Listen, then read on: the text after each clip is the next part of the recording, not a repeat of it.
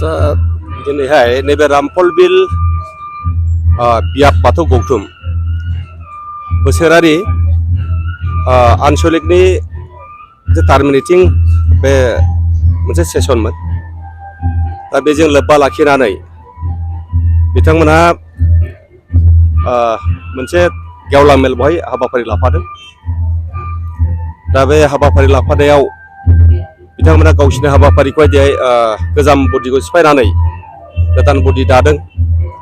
आरो बेजोंनो लोगोसे गोदो गोदायनिफ्राय बर' माहारिनि जेनाखि मोनसे फोथायबोनाय बाथौ धोरोम बेहा निजा गावहानो आसार खान्थि दङ, मोनसे फोथायनाय सिबिनाय बोसोन खान्थिफोर दङ। बेफोरखौ मिथिलायनो थाखाय जि मोनसे दिनै गेवलां मेल लादों। दा बे गेवलां मेलावहाय आङो गाहाय आलासि हिसाबै बेवहाय बाहागो लाफैनानै खोब गोजोननाय मोनदों। खारना जाहैबाय जायफोर दिनैहाय बे सावरायनायाव दंमोन बा मिथिङाव दंमोन बिथांमोनहा मोनसे बियाबनि सिंनिफ्राय सायख'नाय गासैबो साफा साफा गोरों गोरों व्यक्तिफ्रा बेवहाय ज' जादों।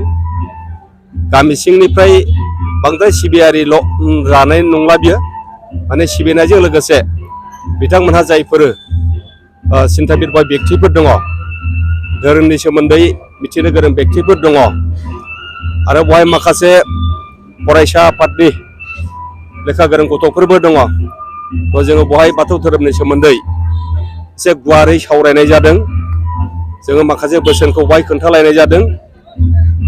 खेराइनि गोनांथि, जोंनि बाथौ गारजानि गोनांथि, दा बेफोर गासैबो जोंनि मोनसे धोरोमजों आरो माहारिजों मोनसे लोब्बा गोनां। खारन जों मिथिगौ सारा बिश्वआवहाय मोनसे हारिया थांनानै थानांगौबा बिनि बे सोरजिनायनि जेनाखि मोनसे फिलसफिकेलि फोथायनाय सिबिनाय रिति बेखौ गारनानै मोनसे हारिया आबुं जाया। दिनै जोंहा निजेस्व राव दं, हारिमु दं, थुनलाइ दं। दा बेफोर राव हारिमु थुनलाइ बेफोर गासैबो नैबे धोरोमनिफ्राय ओंखारबोनाय।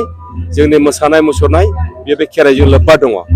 ओंखायनो जोङो फैबाय थानाय समावहाय बर' हारिया सारा मुलुगाव जाहाथे बाथौ धोरोमखौ गेबेङै जौगासार महरै फोसावनानै जोङो गसंथानो हायो, बे हाबाफारि हिसाबै जोङो दिनैहाय मोजाङैनो रायज्लायदों। आनसलिक हिसाबै बेवहाय माने 110 खान माने 110टा गामि दङ होनदों। बे गासैबो बाथौ सिबियारि आरो बेखिनि।